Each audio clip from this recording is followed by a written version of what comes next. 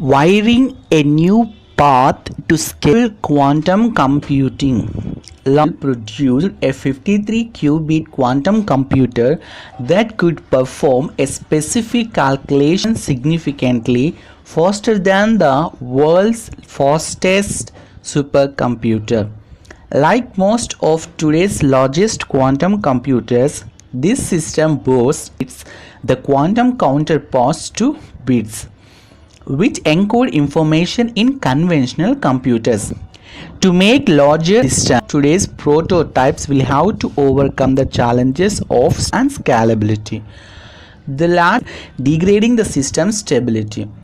I believe a new circuit wiring scheme developed over the last 3 years by Riken Superconducting Quantum Electro Research Team institutes 100 or more qubits within the next decade.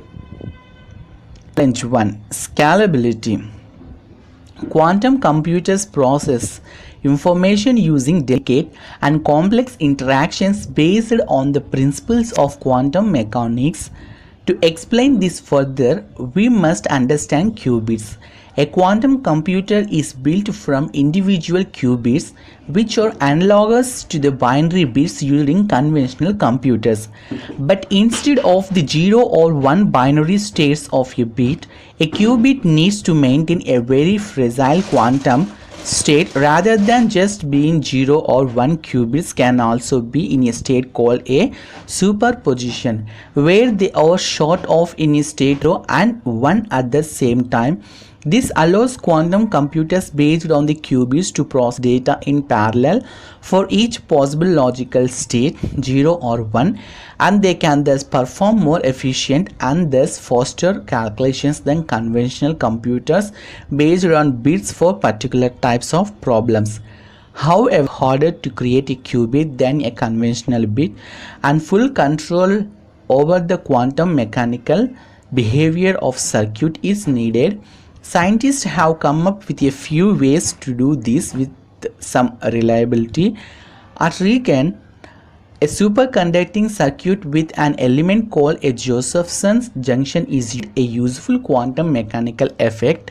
In this way, qubits can now be produced reliably and repeatedly with nano-fabrication techniques common in the semiconductor industry.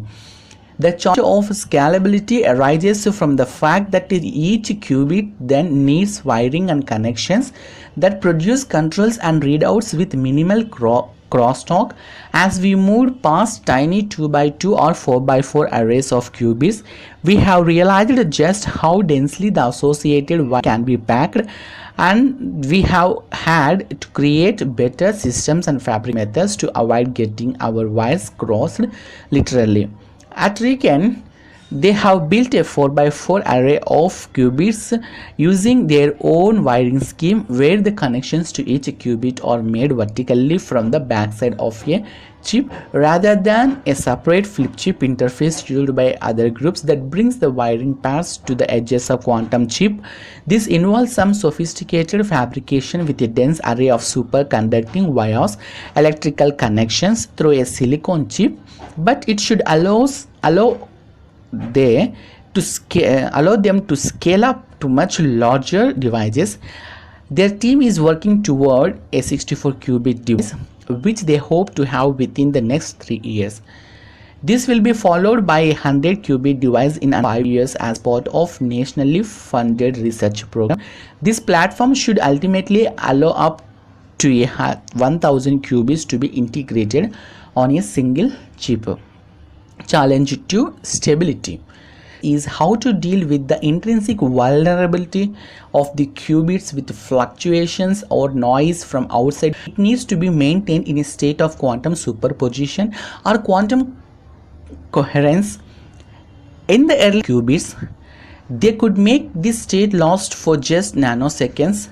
Now, by cooling quantum computers to cryogenic temperatures and controls, they can maintain coherence. Microseconds would allow them to perform operations an average before coherence is lost. In theory, one way they could deal with instability is to use quantum correction, where they exploit several physical qubits to encode a single logical qubit and apply an error correction protocol that